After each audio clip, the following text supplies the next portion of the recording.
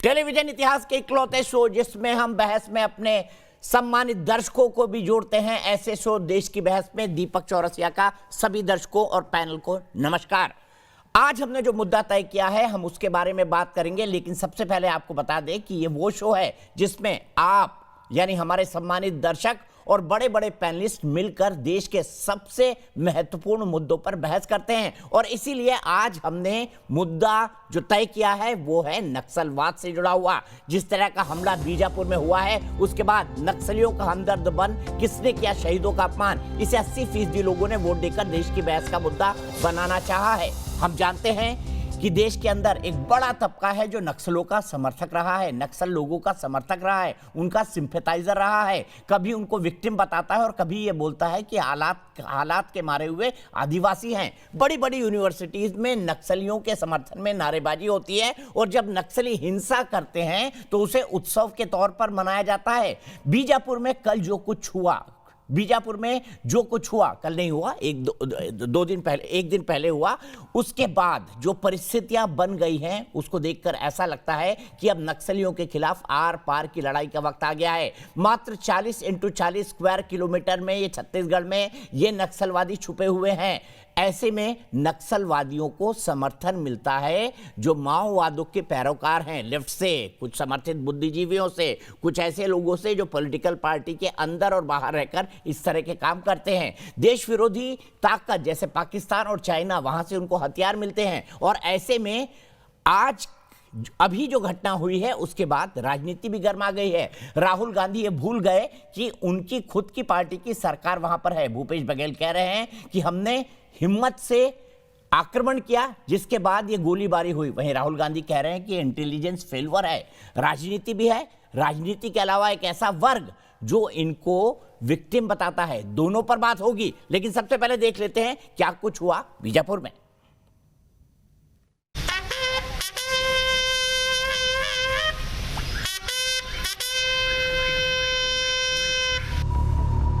उनका ये सर्वोच्च बलिदान व्यर्थ नहीं जाएगा, कि लड़ाई रुकेगी नहीं और गति के साथ आगे बढ़ेगी और इसको हम अंजाम तक ले जाएंगे। हम उसके मांग में घुसे हैं, ये पहली बार हुआ, मांग में हम घुस चुके हैं और बहुत जल्दी उसको सफाया भी। गृह मंत्री अमित शाह और छत्तीसगढ़ के मुख्यमंत्री भूपेश बघेल के इरादों से साफ है कि देश के वीरों पर घात लगाकर हमला बोलने वाले नक्सलियों पर अब सख्त कार्रवाई करनी ही होगी। जो जवान शहीद हुए हैं उनके परिजनों को भी मैं ये बात कहना चाहता हूं, आपके परिजनों का जो बलिदान है वो व्यर्थ नहीं जाएगा। लेकिन देश में ऐसे रहनुमाओं की भी कमी नहीं है जो नक्सलियों के हमदर्द बन जाते हैं। कोई उन्हें क्रांतिकारी बताने लगता है तो कोई शहीद का दर्जा देने की बेशर्मी दिखाता है। कुछ महीने पहले जेएनयू छात्र संघ के पूर्व अध्यक्ष और वामपंथी नेता कन्हैया कुमार ने नरसंहार करने वाले नक्सलियों को शहीदों का दर्जा देने का राग छेड़ा था। उसने कहा था, मैं कहता हूं जिनको नक्सली बताकर मारा जा रहा है वो भी शहीद हैं, वो भोले भाले आदिवासी हैं। दूसरी ओर कांग्रेस नेता राहुल गांधी ने बीजापुर हमले को लेकर केंद्र सरकार पर तंज कसते हुए ट्वीट किया कि यदि कोई खुफिया विफलता नहीं थी तो एक के बदले एक मृत्यु अनुपात का मतलब है कि खराब तरीके से तैयार की गई कार्रवाई थी और इस ऑपरेशन को अक्षम रूप से अंजाम दिया गया था। हमारे जवान तोपों का चारा नहीं कि जब चाहें शहीद कर दिए जाएं। बिल्कुल, हमारे जवानों की शहादत भुलाई नहीं जा सकेगी, लेकिन राज्य में कांग्रेस सरकार के मुख्यमंत्री भूपेश बघेल ने इस हमले में इंटेलिजेंस फेल होने से इनकार किया है।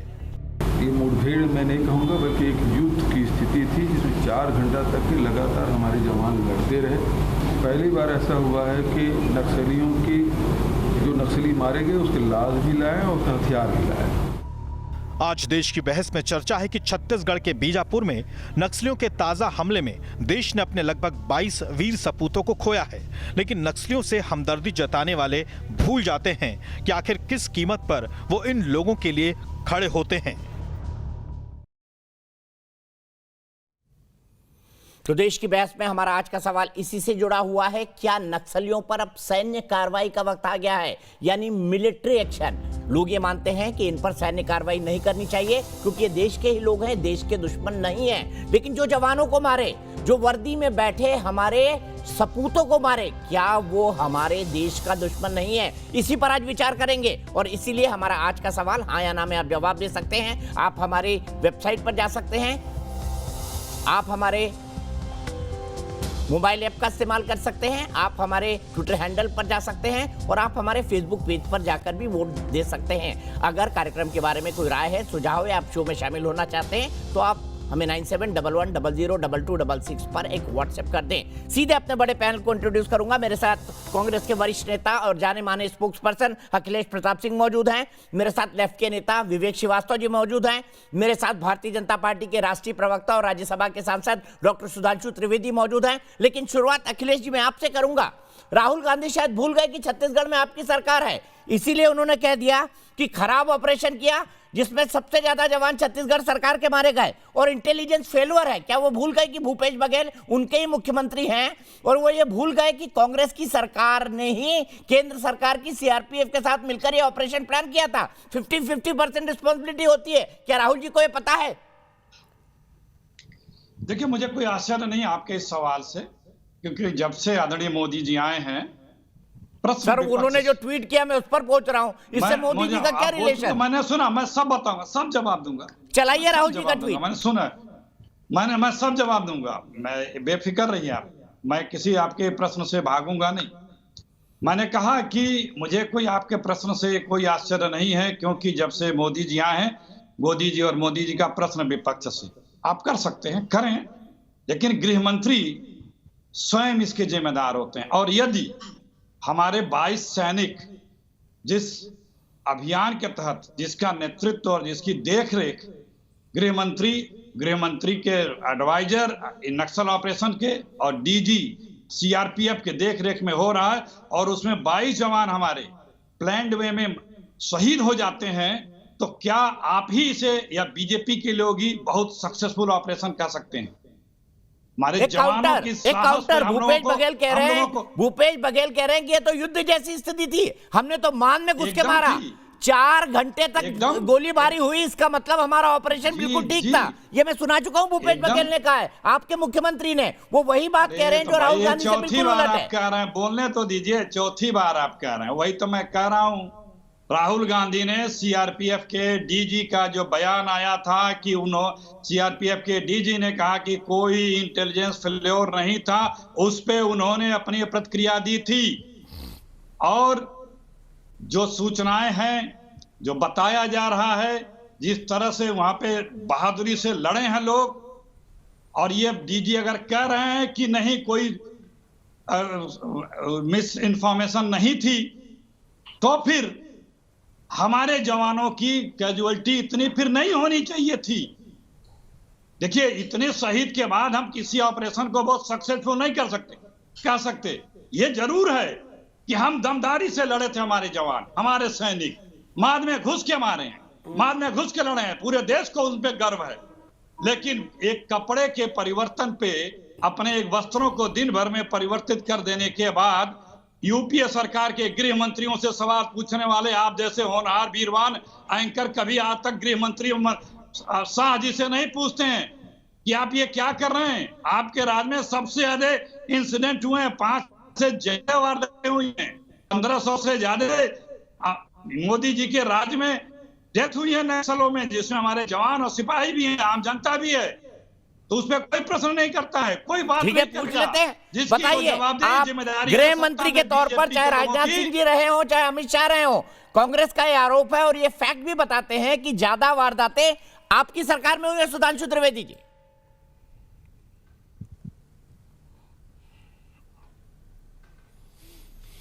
देखिए, जो घटना हुई है वो बहुत दुखद, दुर्भाग्यपूर्ण और संवेदनशीलता की बात है, परंतु जहां तक तथ्यों की बात है तो मैं ये बता देना चाहता हूं कि हमारी सरकार जब से आई है, विगत 7 वर्षों में पहली बार ऐसा हुआ कि 44 जिले नक्सल प्रभावी लिस्ट से हटे, यानी अब 30 जिले रह गए जहां पर नक्सलियों का प्रभाव है।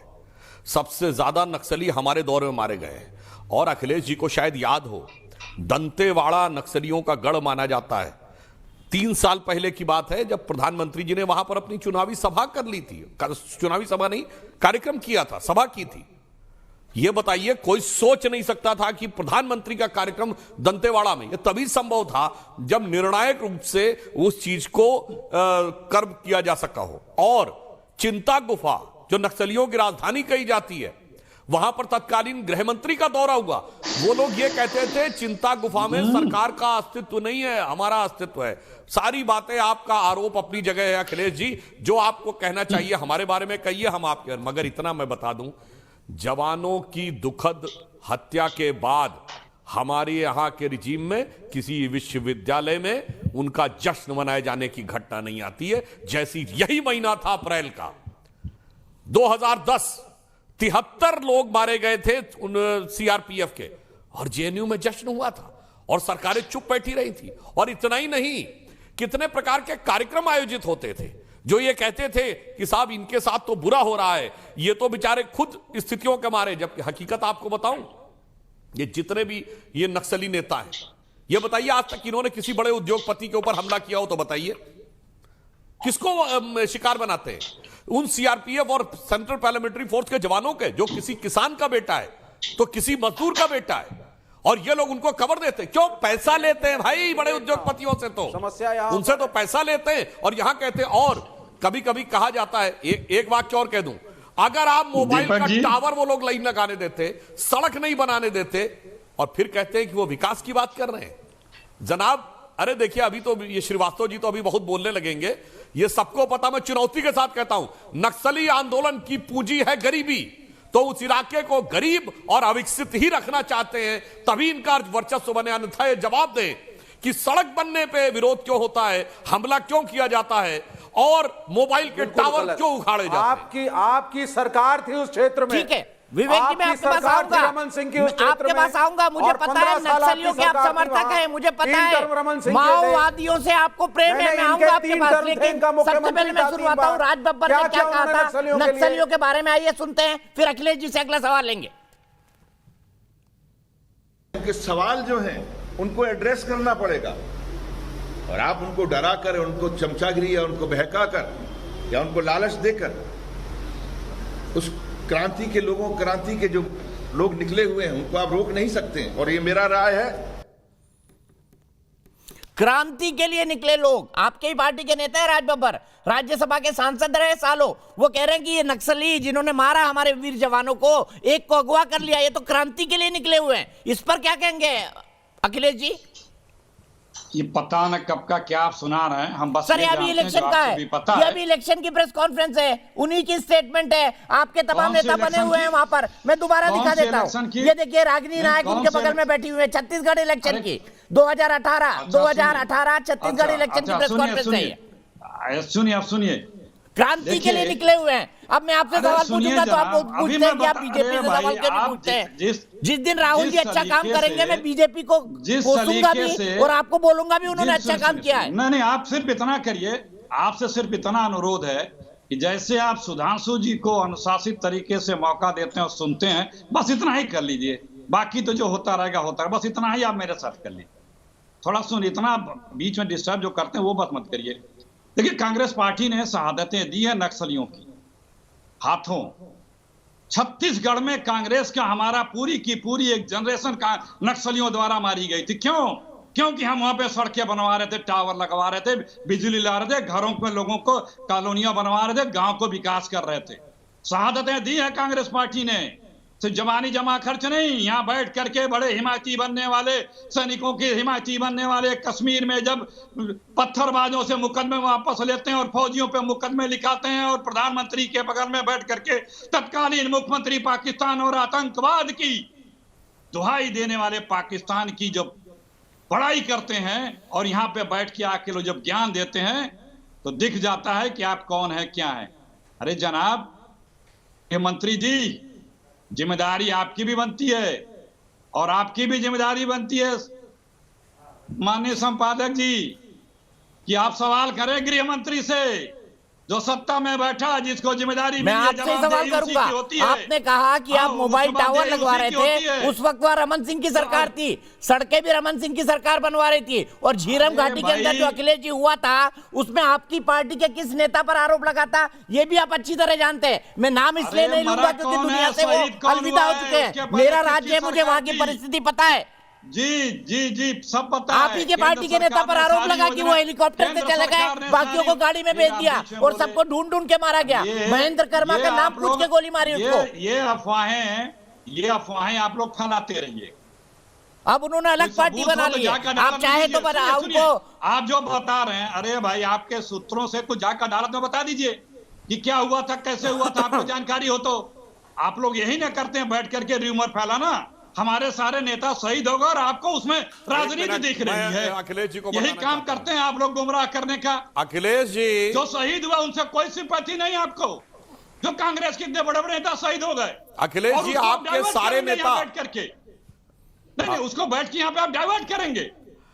शहीद हुए इंदिरा गांधी, शहीद अरे हुए अखिलेश राजीव जी, यही गांधी, तो मैं कहना चाहता तमाम हूं। हमारे नेता शहीद हुए। कांग्रेस पार्टी की आतंकवाद केंद्र और में नक्सल के- सरकार थी। अच्छा सुनिए, एक बात और सुनिए जनाब। आदरणीय मोदी जी ने जब नोटबंदी की थी तो मोदी जी और आप सारे लोग यही कहते थे नक्सलवाद तो अब खत्म हो जाएगा नोटबंदी से। दिन भर 6 महीने आप लोग बहस किए थे कि अब नक्सलवाद नहीं दिखेगा, अब आतंकवाद नहीं दिखेगा, अब ब्लैक मनी नहीं दिखेगी, अब फला धमाका नहीं दिखेगा। और खूब आप लोगों ने डिस्कशन किए हैं, सैकड़ों किए हैं आपने भी। दीपक जी क्या हुआ, खत्म हो जाना चाहिए था ना। ये दावे तो किए गए थे बीजेपी के द्वारा, सरकार के द्वारा और मीडिया के द्वारा बताया भी गया था। ये डबल स्टैंडर्ड की बातें बंद करिए। जो सत्ता में लोग बैठे हैं उनको अपनी जवाबदेही और जिम्मेदारी से बच नहीं सकते। 3 दिन तक इस घटना के होने के बाद 3 दिन तक गृह मंत्री प्रचार कर रहे हैं, और जब पुलवामा हुआ था तब प्रधानमंत्री फोटो खिंचा रहे हैं डिस्कवरी के साथ। ठीक है, जवाब ले लेते हैं। सुधांशु जी बताइए, गृह मंत्री जी प्रचार कर रहे थे और रणदीप सुरजेवाला ने लिखा है कि वो एक हीरोइन के प्रचार में लगे हुए थे जब बीजापुर में नक्सली हमला हुआ था। सवाल पूछा है मैंने इनसे, अखिलेश जी सुन लीजिए।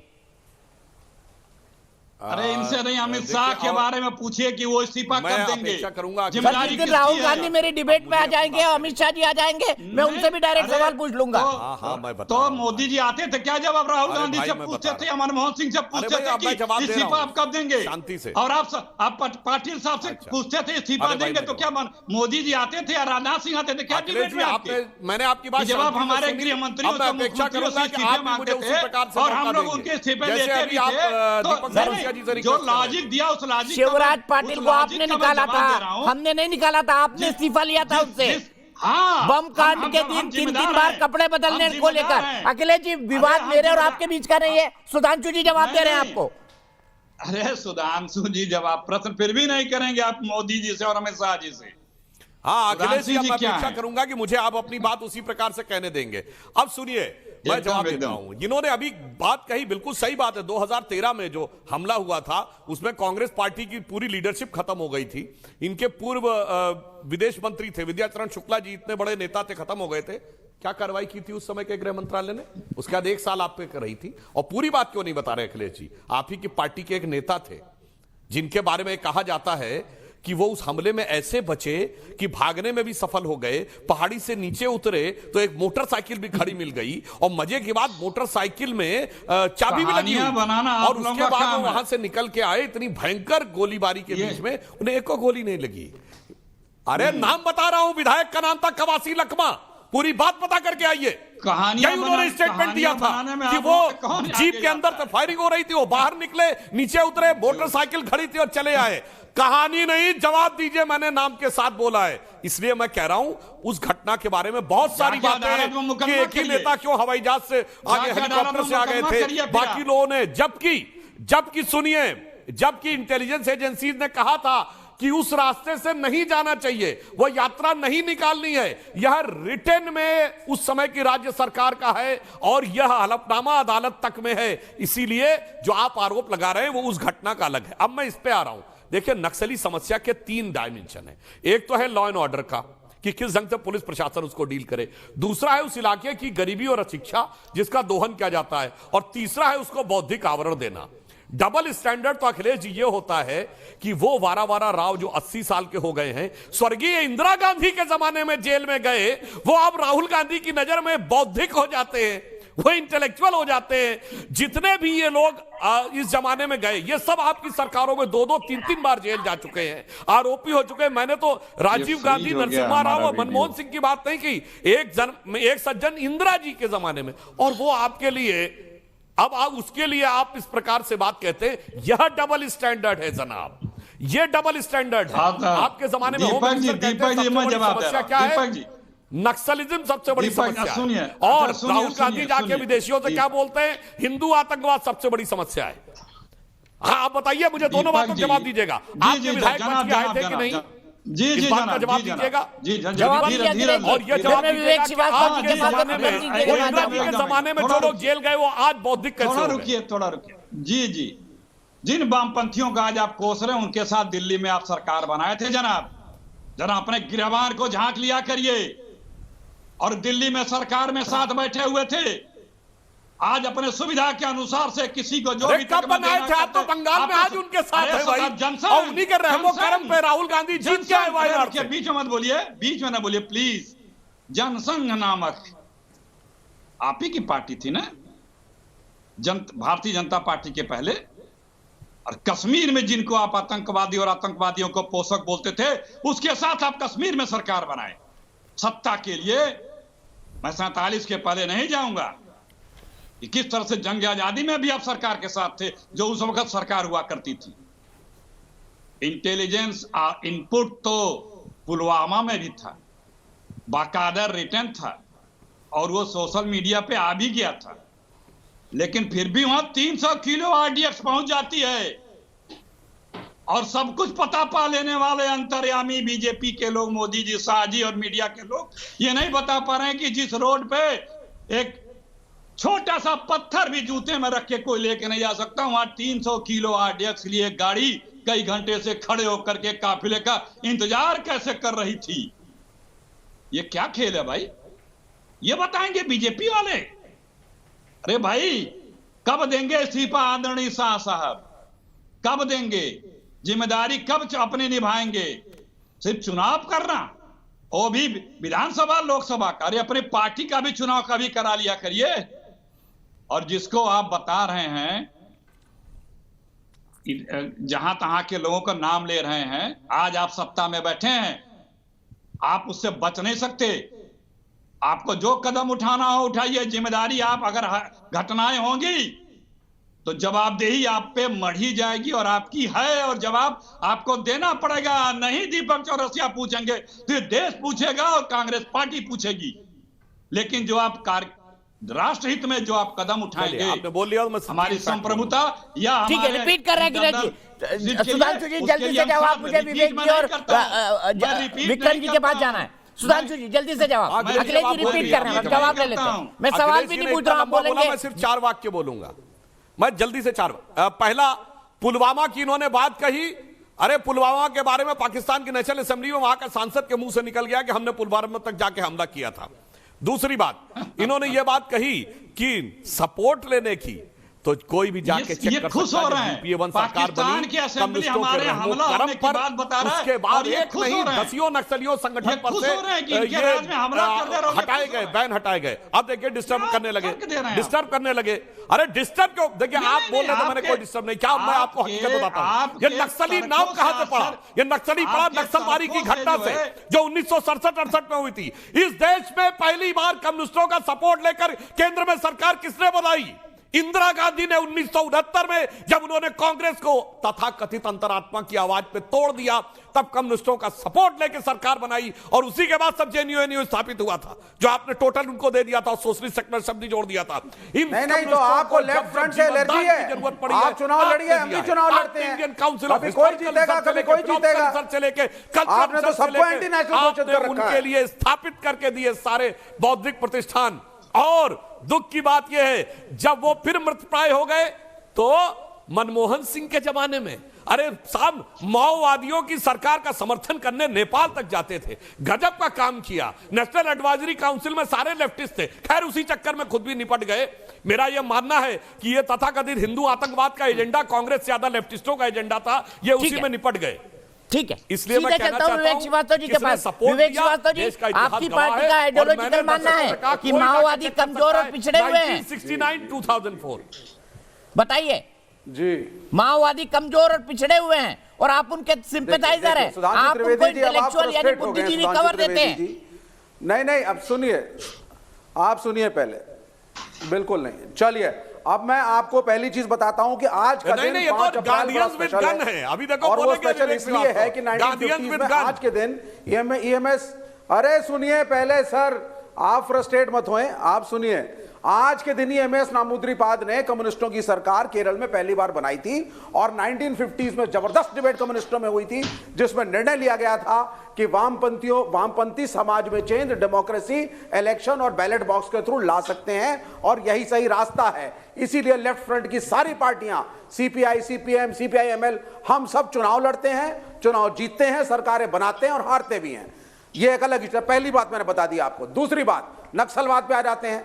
सुधांशु जी फ्रस्ट्रेट मत होएं, रमन सिंह की सरकार इतने लंबे अरसे तक रही, आप डेवलपमेंट वर्क नहीं करा पाए, आदिवासियों को आगे नहीं बढ़ा पाए, इकोनॉमिक डिस्पैरिटी आपने रखी, हैव्स एंड हैव नॉट्स में फर्क रहा, उद्योगपति और गरीब के बीच में एक डिफरेंस रहा, जिसकी वजह से नक्सलिज्म क्रिएट हुआ। उसके बेसिक कॉजेस पे जाइए, कोई नक्सलियों के समर्थन में नहीं है। आप एक्शन लीजिए, हमारे जवान शहीद हुए हैं, सबको दुख है, कोई नहीं चाहता कि देश के अंदर इस तरह की अराजकता हो, लेकिन गरीब और अमीर के फर्क को अगर दिखाइए। इनकी इंटेलेक्चुअल फ्रेंड अरुंधति रॉय ने क्या लिखा था, पढ़ के बताओ आपको विवेक श्रीवास्तव जी। आपकी इंटेलेक्चुअल फ्रेंड अरुंधति श्रीवास्तव ने क्या लिखा था, पढ़ के बताओ आपको, पढ़ के बताओ, जुडूम बता दीजिए। माओवादी हमसे हर मामले में कमजोर और पिछड़े हुए हैं, ऐसे में एक और बढ़ते हुए सुपर पावर की पैरामिलिट्री धन और बल के साथ है, वही दूसरी तरफ साधारण गांववासी और पारंपरिक हथियार। रॉय एक इंडिपेंडेंट राइटर है, आपकी दोस्त है ना, आपकी सिंपैथाइजर है। मैं यही रोकता हूँ, विक्रम सिंह जी के पास चलता हूँ। विक्रम सिंह जी, क्यों क्या लेफ्ट पार्टी के लोग माओवादियों को इंटेलेक्चुअल कवर नहीं देते, बताइए हाँ या ना? 100% हाँ, इसमें कोई संशय की बात नहीं है। ये इनका थिंक टैंक है, गरीबों के साथ खड़ा होना बैकअप सपोर्ट पूरी तरीके से देता है, जैसे हमारे यहाँ वर्तमान जो प्रवक्ता महोदय हैं वो दे रहे हैं। और इंटेलेक्चुअल बैकअप सपोर्ट देना, ये जो घृणित आपराधिक कृत्य है, इसको मैंने नजदीकी से फर्स्ट हैंड देखा है। उत्तर प्रदेश में चंदौली, मिर्जापुर, सोनभद्र में अगर नक्सल समस्या का उन्मूलन हुआ है, उसका प्रमुख कारण यही है कि इस तरीके के लोगों की कमर तोड़ी गई। आपने नकार नहीं सकते विक्रम सिंह।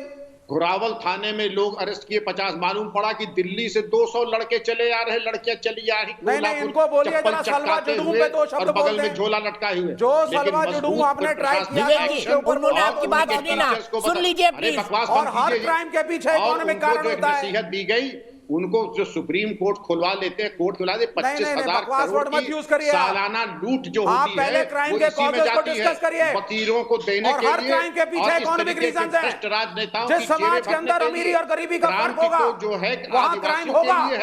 इनकी दिल्ली के अंदर मोबाइल फोन छीन लिए जाते हैं क्योंकि लड़कों के पास नौकरियां नहीं है होती है, और 25,000 दिल्ली के अंदर औरतों की चेनें छीन ली जाती हैं क्योंकि यंग लड़कों के पास नौकरियां नहीं है। आप नौकरियां दीजिए और आप देखिए क्राइम नहीं होगा। अरे कुछ नहीं होने वाला है, जहां अनएम्प्लॉयमेंट होगी वहां क्राइम होगा। और आप लोगों की भैया, मैं आपकी बीजेपी की चमचागिरी सुनने के लिए नहीं बैठा हूं। आप भारतीय जनता पार्टी की चमचागिरी सुन लीजिए ना प्लीज। सीपीआई-एमएल इनके 2 पहले पुलवामा हो जाता है, फिर चुनाव का टाइम आ जाता है, तो फिर से हो गया ये सीपीआई-एमएल अपडेट और CPI-ML.org इनकी वेबसाइट है, वहां जाके देखें। भवानीपुर मैसेकर और भवानीपुर मैसेकर को अगर आप देखेंगे तो ये लोग मनमाने तरीके से लोगों को चैलेंज करते हैं और यूपी इतना ज्यादा लिप्त हो चुके हैं कि सच देखना भूल चुके हैं। नहीं, ये मैं कह रहा हूं क्राइम का विवेक जी वो बोल रहे हैं, आपके बोलते हुए उन्होंने कुछ नहीं कहा। आप सम्मान भी नहीं कर सकते एक एक्स-डीजीपी का। इस तरीके की अनुशासनहीनता मैंने बहुत देखी है और इस तरीके की अनुशासनहीनता का कोई असर होने वाला नहीं है। और उसके बाद और सुनिए, 25,000 की करोड़ की लूट कहीं ना कहीं तो जाएगी। भाषा को जाके घर में स्वामी फिर इसके आपको अलावा मेरी भाषा और गौतम आपकी भाषा में नवलखा, फर्क पता चल जाएगा। सुप्रीम कोर्ट के वकील, मोमबत्ती गिरोह, आखिर इनकी जेबें भी तो भरनी है। ये विदेशों के जो टुकड़ों पे पलने वाले हैं, उनकी जूठन चाटने वाले, ये उनके लिए है। इसके अलावा और सुनिए साहब, ये जो एक स्वांग एनआईए की 10,000 पन्ने की जो डॉक्यूमेंटेड है कि आईएसआई से इनका संबंध, राष्ट्र विरोधी तत्वों से इनका संबंध, इस तरीके के तत्वों के साथ मिलकर के ये हमारे शासन प्रशासन देश को बदनाम करते हैं। किसका और उनकी जब संबंध है? एक्शन लिया जाता किसका है संबंध तो है? ये फिर इस लेफ्ट तरीके फ्रंट के का अनर्गल संबंध बदलाव है? करने लगते हैं। सीताराम येचुरी का संबंध है? डी राजा का संबंध है? किसका संबंध है? लेफ्ट फ्रंट से आप लेफ्ट फ्रंट से अगर आप बाहर रहे हैं बंगाल में, तो उसके लिए टीवी पे हमें बदनाम करने की बीजेपी के कहने पे साजिश मत करिए। दिए जा रहे हैं तो सजा नहीं पाएंगे, सजा पाएंगे। आप दोहरे कानून का ठीक है, मैं सीधे सुधांशु जी के पास चलता हूँ। सुधांशु जी, क्या इफेक्ट नहीं है जब टुकड़े, मैं बताता हूँ आपको संबंध, मैं बताता हूँ संबंध आपको, मैं बता रहा हूँ संबंध। क्या ये सच नहीं है जब टुकड़े टुकड़े के नारे लगे थे, भारत तेरे टुकड़े होंगे इंशाअल्लाह इंशाअल्लाह, जब जश्न मनाया गया था नक्सलियों द्वारा आर्म फोर्सेस को मारने का, उस गैंग की एक सदस्य डी राजा की बेटी अपराजिता राजा भी थी। बताइए। बिल्कुल नहीं, बिल्कुल नहीं। मैंने सुधांशु जी से सवाल पूछा है, यारो बीजेपी की तरफ से लगा था, मेरी भी तरफ से लगा था। अपराध पनपता है। खड़े हुए हैं। अरे भैया, मुझसे पूछा है ना, आप इस ढंग के बात की बात में हस्तक्षेप मत करिए। जेएनयू के पीएचडी हैं, डिबेट मर्यादित ढंग से करिए, नक्सली स्टाइल में मत करिए। विक्रम सिंह को समझाइए। अरे भैया, मैं जवाब अभी विवेक जी आप बने हुए हैं, सुधांशु जी जा रहे, बोलने दीजिए उनको प्लीज। विवेक जी हर किसी के बीच में मत बोलिए प्लीज। आपने विक्रम सिंह जी को बिल्कुल नहीं सुना शांति से। मुझे बस जाना है तो मैं एक बात अपनी पूरी कर दूं, एक सैद्धांतिक बात का उत्तर दे दूं। तथ्यात्मक बातें विक्रम सिंह जी ने बहुत सही ढंग से बता दी। 2001 में चंदौली में वो ऑपरेशन हुआ था, जिसके बाद से उत्तर प्रदेश में नक्सलियों की गतिविधियां निर्णायक रूप से समाप्त हो गई थी। अब एक बात बताता हूं विवेक जी, आपने कहा कि गरीबी जहां होती है वहां आतंकवाद पनपता है। कि ओसामा बिन लादेन गरीब था जनाब, इतना पैसा था उसके पास कि टाटा बिरला अंबानी अडानी से ज्यादा पैसा था। आपने कहा जहां पर अशिक्षा होती है वहां पर ये आतंकवाद पनपता है। ये बड़े बड़े कंप्यूटर इंजीनियर कहां से आतंकवाद कर रहे हैं। तीसरी बात, आपने कहा जहां नौकरी नहीं होती है, ये बताइए 9/11 करने वाले जितने लोग थे उनके पास नौकरी नहीं थी, वो बेरोजगार थे। अरे दुनिया के सबसे बेहतरीन रोजगार में थे, अमेरिका में पायलट की नौकरी थी। क्या गजब की बात करते हैं। ये सब बकवास हो चुका है आपकी यह थ्योरी। अमेरिका में लूटपाट हो रही है, दुनिया का सबसे समृद्ध देश, सबसे शिक्षित देश, और वहां कैसे दुकानें लूटी गई सबने देखा, कैसे कैपिटल हिल में घुस गए सबने देखा। आपकी ये बात पूरी तरीके से निरर्थक हो चुकी है और गरीब से हमदर्दी। अरे जिस राज्य में आपकी सरकार आ जाती है वहां गरीबी आ जाती है। कोलकाता था, आप आए खत्म हो गया। रिपीट कर दीजिए सुधांशु जी आपकी आखिरी 30 सेकंड की बात, क्योंकि बिल्कुल आवाज नहीं जा रही थी। बीजेपी के प्रवक्ता कहना चाहते हैं, बस मैं एक बार रिपीट कर रहा हूं, मैं सिर्फ यह कहना चाह रहा हूं, एक संक्षिप्त में रिपीट कर देता हूं। अगर गरीबी से आतंकवाद पनपता है तो ओसामा बिन लादेन आतंकवादी क्यों बना? बेरोजगारी से आतंकवाद पनपता है तो 9/11 करने वाले दुनिया के सर्वश्रेष्ठ रोजगार में थे। और तीसरी बात यह कहना चाहता हूं कि जो इस प्रकार की बातें ये लोग कहने का प्रयास करते हैं कि ये बात पूरी तरीके से निरर्थक और बकवास सिद्ध हो चुकी है। कोई गरीबी से, और जो कहते हैं power come from the barrel of gun, अरे बंदूक की गोली कन्हैया कुमार का ट्वीट दिखाइए, उस पर विक्रम जी से भी कमेंट लिखिए। कन्हैया कुमार का ट्वीट दिखाइए फुल फ्रेम, सुनाते हैं इनको, सुनाते हैं विवेक की बातों को। सुधांशु जी 1 मिनट के लिए रुकिएगा, कन्हैया कुमार का ट्वीट दिखाइए जो उन्होंने नक्सलियों के समर्थन में लिखा। दिखाइए कन्हैया कुमार का ट्वीट। सारे शहीदों को शहादत का दर्जा देना चाहिए और जो इन्हें शहीद बना रहे हैं उनके खिलाफ जंग छेड़ी जाए। मैं कहता हूं कि जिन्हें नक्सली बताकर मारा जा रहा है वो भी शहीद हैं, मासूम आदिवासी हैं। देखिए नक्सली शहीद हैं, यानी जितने नक्सली मारे गए वो सब शहीद हैं। सुधांशु जी ये इनकी पार्टी के स्टार नेता कन्हैया कुमार उनकी सोच है। बताइए विवेक जी बात तो क्या बोलेंगे? कन्हैया कुमार आपकी पार्टी के स्टार नेता। रमन सिंह जी के समय में जो पुलिस एक्सरसाइज करे गए थे गजब है। अब आपको पुलिस एक्सरसाइज दिखाई दे रहे हैं, अब आपको पुलिस एक्सरसाइज दिखाई दे रहे हैं। जब आपको सबूत दे दिया तब आपकी बोलती बंद हो गई, अब आपको पुलिस एक्सरसाइज दिखाई दे रहे हैं। आएंगे विक्रम सिंह जी, जवाब देंगे। सुधांशु जी, होते थे, एक्सटॉर्शंस होते थे, पैसे बनाए जाते थे, इसीलिए नक्सलिज्म बढ़ा। ये करते थे। बस 2 लाइन कर दूं दीपक जी, जो कुछ कन्हैया कुमार ने कहा है, बिल्कुल एक्सेस। क्या विवेक जी आप सबके में डिस्टर्ब कर रहे हैं, क्या तरीका है? बोलिए सुधांशु जी, मुझे पता है आपको जाना है, फिर मैं विक्रम सिंह जी के पास जाऊंगा पुलिस एक्सेस की बात को लेकर। ये कन्हैया कुमार ने जो बोला है, दीपक जी, मुझे कन्हैया कुमार के बोलने से कोई आपत्ति नहीं है, क्योंकि कन्हैया कुमार का तो दोष ही नहीं है। ये 32-34 साल के तो लोग वो हैं जिनको उन टीचरों ने पढ़ाया है जो 60 और 70 और 80 के दशक में टीचर स्टूडेंट हुआ करते थे। और अब वो विचारधारा जो दुनिया से खत्म हो गई, वो आज की डेट में क्यूबा और नॉर्थ कोरिया के अलावा कहीं रह नहीं गई, मगर इन लोगों की घड़ी अटकी पड़ी है 70-80 के दशक में। और वही आज की युवा पीढ़ी को भड़का कर, बरगला कर उनका दिमाग का ब्रेन वॉश कर रहे हैं। एक तरफ जिहादी ब्रेन वॉश करते हैं, दूसरी तरफ नक्सली ब्रेन वॉश करते हैं, क्योंकि अपने बच्चों को इसके अलावा कुछ पढ़ने समझने नहीं देते। इसीलिए विवेक जी, चुनौती से कहता हूं, एक औद्योगिक ढंग से विकसित देश बताइए जहां कम्युनिस्ट की क्रांति हुई है, बताइएगा। अच्छा ये बताइए, मैं सीधे विक्रम सिंह जी के पास जा रहा हूँ। विक्रम सिंह जी बताइए, क्या पुलिस, क्या बीजापुर में जो हुआ वो पुलिस का अत्याचार था या नक्सलियों का? और क्या वाकई पुलिस नक्सलियों पर अत्याचार करती है? ये किस विचारधारा से बनते हैं, सबसे पहले ये बताइए। एक्सटॉर्शन के लिए बनते हैं कि नहीं, नक्सली कि नहीं बनते हैं? दीपक जी, ये तो पुलिस और सीआरपीएफ के ऊपर घनघोर अत्याचार हुआ है, लेकिन बाहर हमारे मोमबत्ती गिरोह, उनको ये मानवाधिकार हनन दिखाई नहीं पड़ रहा है। मानवाधिकार तो केवल नक्सलियों का होता है, मानवाधिकार तो केवल नक्सलों को पालने पोसने और उनको खाद देने वालों का होता है। पुलिस का तो कोई मानवाधिकार होता नहीं। एक तरफा की ये जो मोमबत्ती गिरोह कर रहा है, ये सरासर गैर कानूनी है। मैं खुद अपने फर्स्ट हैंड एक्सपीरियंस से बता, इनकी विचारधारा सुनिए जरा। क्रांति की शुरुआत बंदूक की नाल से होती है, माओ सेतुंग की पहले सूर।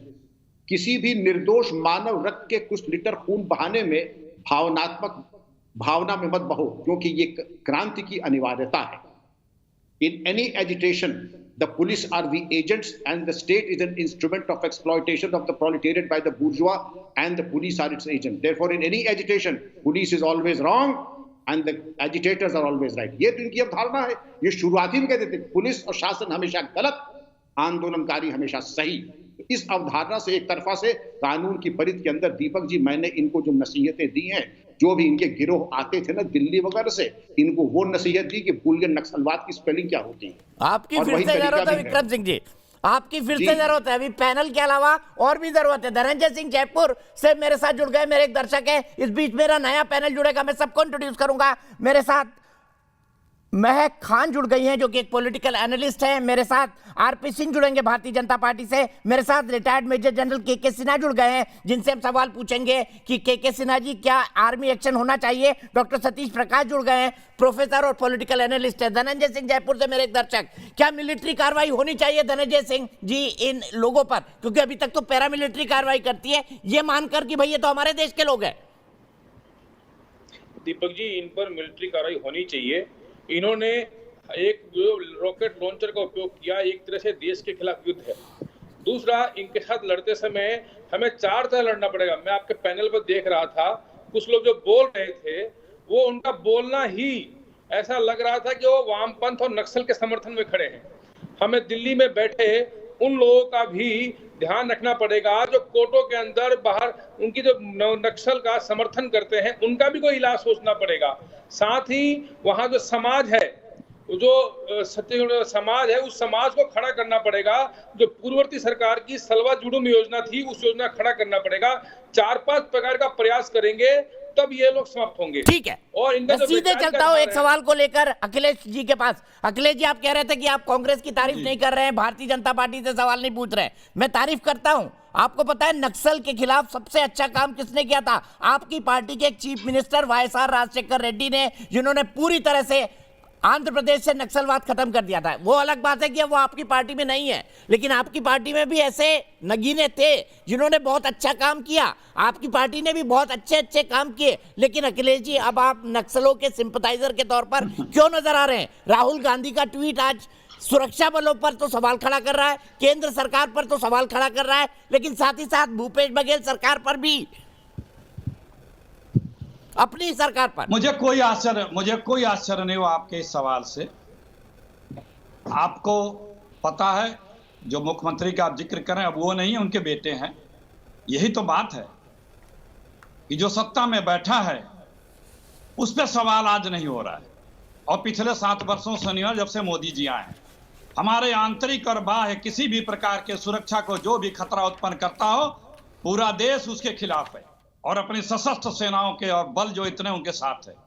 चाहे कोई नेता ये कहे कि वो बच्चे हैं, पत्थर चला दिए तो क्या हुआ, उनके मुकदमे वापस हो जाने चाहिए, वो बच्चे हैं, उनकी भी निंदा इसी तरह होनी चाहिए।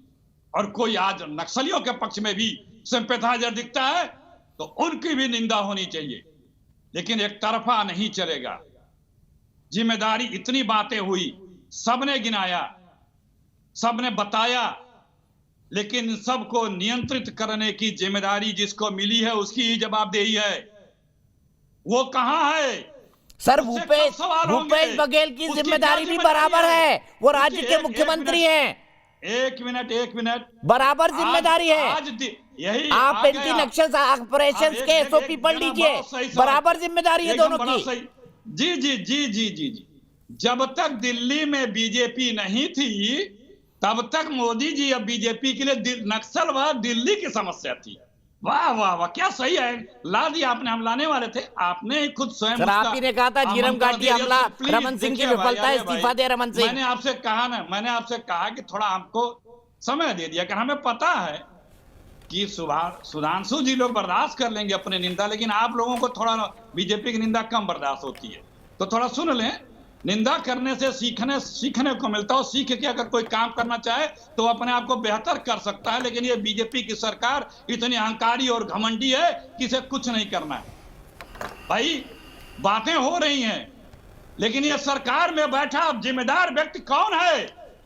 बड़ी बड़ी घटनाएं हो जा रही हैं, हमारे सरहदों पे चीन आके बैठ चुका है, आप अपने भूमि दे रहे हैं, हिंदुस्तान के अंदर आतंकवाद, नक्सल सब फैलता जा रहा है, तो इतने शहीद हमारे सैनिक हो रहे हैं, लेकिन सरकार का किसी के कान पे जू नहीं रेंग रहा है। ठीक है, जवाब ले लेते हैं। सर, आपकी सरकार की विफलता है जो अखिलेश जी ने कहा, चाहे वो पुलवामा हो, चाहे बीजापुर की नक्सलवादी घटना हो या कोई और मामला हो, आपकी सरकार की विफलता है ये। एक चीज सुनिए जनाब, मोदी जी का वो भाषण सुनाइए जैसे आप सबका सुनाए हैं। ये नक्सलों के पास ये लॉन्चर कहां से आते हैं? विदेश से आते हैं। विदेश की सीमाएं किसके पास हैं? केंद्र की सरकार के पास हैं। तो केंद्र सरकार कहां से हो रही है? ये लॉन्चर। ठीक है, जवाब ले लेते हैं, जवाब दीजिए आरपी सिंह साहब। कैसे आ जाती है? तो मोदी जी का वो बयान आज सुनाइए जो मोदी जी पे लागू होता है। उनकी जिम्मेदारी जवाबदेही बनती है कि नहीं? आपने विपक्ष के बयान सुनाए, 2-4 सत्ता पक्ष के भी बयान सुना दिया करिए। बहुत बयान है इन लोगों के, एकदम झुआ भर है, सैकड़ों है, 1-2-4 सुना दीजिए। अखिलेश, जवाब लीजिए ना आरपी सिंह साहब। उस समय के मोदी जी अगर आज अपने बयानों पे ही अमल करने लगे तो ये देश बदल जाए, ये सब चीजों पे चर्चाएं रुक जाएं। काश वो मोदी जी आज होते। ब्रेक लीजिए ना थोड़ा सा, आप सबसे ज्यादा बोले अभी तक और फिर आरोप मुझ पर ही लगा रहे हैं। आरपी सिंह साहब, जवाब दीजिए। असल में मुझे कोई आश्चर्य नहीं है आज अखिलेश जी के जवाबों से, और जिस ढंग से वो सारी बात करें मुझे कोई आश्चर्य नहीं, क्योंकि आपने पूरी डिबेट में उन्होंने एक बार भी नक्सल हमले की निंदा नहीं करी, नहीं करेंगे। आप बहुत लेट आए। वो अपने नेताओं की बात करेंगे, मोदी जी की बात करेंगे, पर अरे अखिलेश जी, मैंने आपको टोका क्या? मैं आपको 10 वोट टोक सकता हूँ और आपने कहा तो मैंने बताया ना बीच में क्या बहुत लेट आया, आधे घंटे बाद। अरे सुनो अखिलेश यादव, अरे सुनो अखिलेश जी, अरे सुनो अखिलेश सिंह, सुन, बहुत देर से सुन लो तुम्हारे को। मैं सदार हूँ, रसदार हूँ, ये ध्यान से सुनो आप जो मैं कहने जा रहा हूँ। तुम्हारे चदम्बरम, तुम्हारे हंसो मत, तुम्हारे दांत मत दिखाओ, ये दांत दिखाने का दिन नहीं है, आज गुस्सा प्रकट करने का दिन है। तुम दांत दिखा रहे हो यहाँ पर बैठे बैठे। अपने गृह मंत्री पे करो। रावणी हंसी है ना, ये रावणी हंसी मत हंसो यहाँ पर। अपने गृह मंत्री पे। अरे रावणी हंसी मत हंसो यहाँ पर तुम। अरे रावणी हंसी मत हंस, रावणी हंसी मत हंस, हंसी है तो बहुत रावणी हंसी। अरे तुम रावण के वंशज जो सबके सब, अरे तुम रावण के वंशज हो, सभी प्रकार की बात करते हो, तुम्हें कोई अफसोस नहीं है? आज हमारे वहाँ पे 22 जवान मारे गए, तुम यहाँ बैठे राजनीति कर रहे हो। तुम्हारे चिदम्बरम ने क्या कहा था? बताओ, 1 सितंबर 2018 में क्या कह रहा था कि ये बेचारे हैं ये बेचारे हैं, क्या कहा था चिदम्बरम ने, ये बेचारे हैं, इनको मत छेड़ो, ये वरा राव, ये सुधा भारद्वाज, ये अरुण फरेरा, ये वनन गोंजाल्वेस, ये बेचारे हैं, इनको मत कुछ कहो। ये तो गरीबों की बात करते हैं, ये तो पिछड़ों की बात करते हैं, ये तो ट्राइबल्स की बात करते हैं। और कोर्ट ने क्या कहा, अरे आप तो पक्ष रखते हो यहाँ आकर बैठकर रावण की हंसी हंसते हो, यहाँ पर आकर शर्म आनी चाहिए रावण के वंशज कहीं के। परंतु जो सच ये है दीपक, इन्होंने लगातार अर्बन नक्सल्स का सपोर्ट किया है। सच्चाई सुन के आपे से बाहर हो गए। इंटेलेक्चुअल कवर देते हैं अमित शाह जी से इस्तीफा मांग लो। सुनो यार, अरे सुन लिया मैंने बहुत देर रख आपको। अरे दांत मत दिखाओ, आपने दांत मत दिखाओ, देख ली दांत तुम्हारे दांत खट्टे कर दिए हमने चुनाव के अंदर, फालतू दांत मत दिखाओ।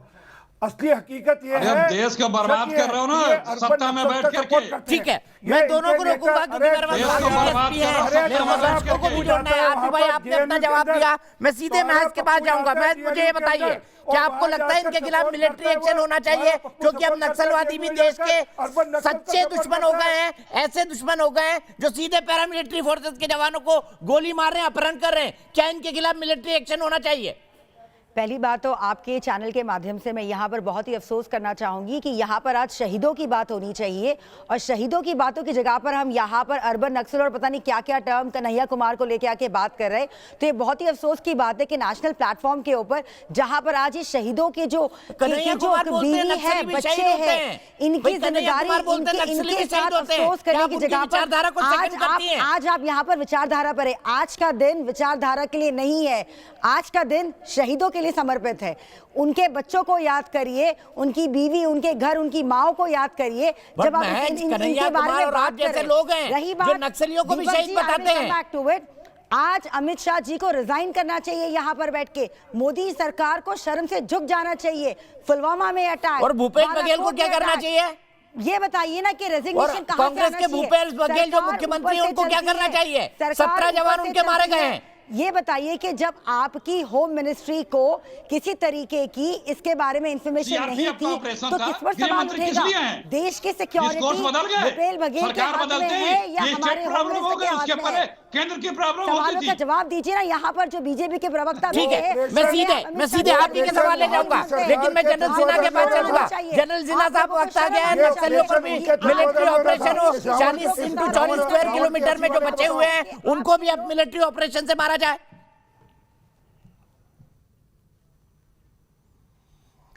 देखिए दीपक जी, ये तो आप सामरिक बात जब उठाए हैं तो मैं सामरिक ही चीज़ों को सामने लाऊंगा। देखिए ये पूरा का पूरा ऑपरेशनल फेलियर को मैं देखता हूं।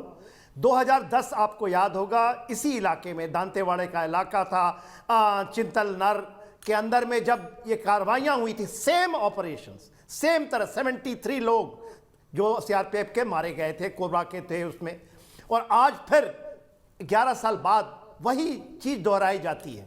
तो ये ऑपरेशंस फेलियर हैं। इसी तरह लौटती हुई देखिए ये क्या निकली थी ये फौज, ये निकली थी मांडवी जो हिम्बा है उसके पीछे। उन्होंने एक कॉम्बिंग ऑपरेशंस किया, 2000 सैनिकों को यूज किया जो पुलिस फोर्सेस के हैं, कोबरा से हैं, सीआरपीएफ के थे, डीआरजी के थे, स्पेशल टास्क फोर्सेस के। उसकी एक टुकड़ी जो कहते हैं, कोई कहता 400 की थी, कोई कहता 800, वो ऑपरेशन खत्म करके वापस जा रहे थे और फिर उनका एम्बुश गांव पे होता है, गांव के अंदर से। तो ये absolutely non professional way of doing things हैं। 2010 में जब मैंने उस समय नेशनल डिफेंस कॉलेज में मैं कर रहा था तो हमने इसके ऊपर में एक पूरा का पूरा थीसिस लिख करके हमें होम मिनिस्ट्री ने मांगा था और मैं भी इन्वॉल्व था उसमें। और उस समय भी हमने यही बताया था। 2009 में जब एलटीटी खत्म हुआ तो एलटीटी के लोग आए, उनको ट्रेनिंग किया इनको इस रेड कॉरिडोर के अंदर में। और इस रेड कॉरिडोर में उस समय भी कहा था कि आर्मी आनी चाहिए। बिना आर्मी के आए हुए आप नहीं कर सकते नियंत्रण, या आप लेकर चलिए।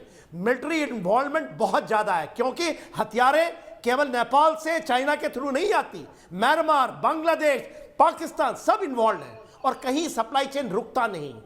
ये सवाल सप्लाई यही चेन है ना कि ये अगर कोई अगर बॉर्डर आप ये स्टेट कह नहीं रहे है। हो तो छत्तीसगढ़ सवाल ये है छत्तीसगढ़ कि का सुन ले 2018 भाई, से मेरी बात पिछले सुन लीजिए लगातार मैडम। 2 मैं सालों से राजनीति चीज में नहीं पढ़ना चाहता हूँ। लगातार ठीक है, जनरल सिन्हा, मुझे एक ब्रेक लेना है, उससे पहले अजय श्रीवास्तव, उसके बाद में फिर इस बहस पर आऊंगा। अजय श्रीवास्तव बिलासपुर से मेरे एक दर्शक। अजय, क्या आपको लगता है, क्या इनके खिलाफ मिलिट्री एक्शन होना चाहिए, नक्सलियों के खिलाफ? आप खुद उसी राज्य से आते हैं।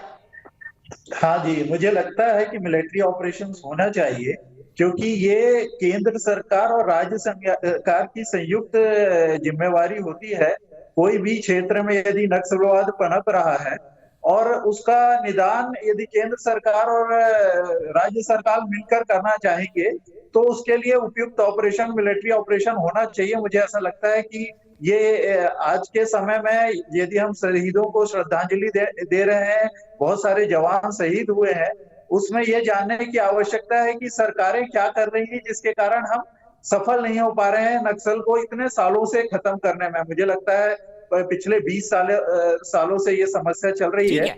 उसके लिए हाँ जी, उसके लिए आपने कहा मिलिट्री एक्शन होना चाहिए। इसी पर आगे बात करेंगे ब्रेक के बाद।